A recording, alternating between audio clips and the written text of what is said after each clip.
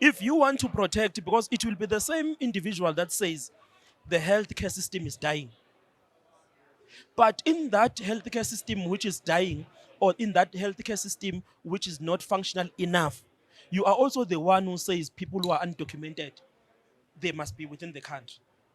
The documentation of of people who enter the country, it's outside of whether are you a Pan-Africanist or whether you believe whether as Africans we are one. It's a question of governance. It's a question of regulating your own population. You ought to know how many people stay in the Khanyile family. Are we five? Are we six? Are we 10?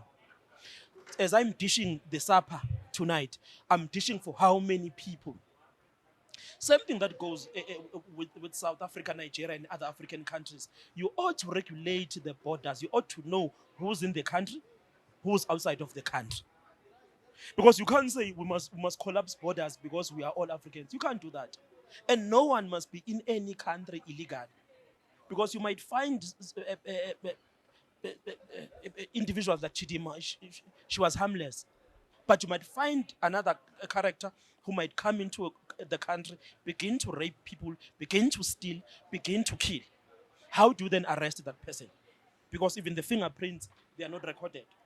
So you ought to regulate borders. You ought to know who is in the country. You ought to know who leaves the country. You ought to know how many people use specific services in the country. You ought to know how many individuals I find in any area of my own country. So everyone who's in South Africa, they must be documented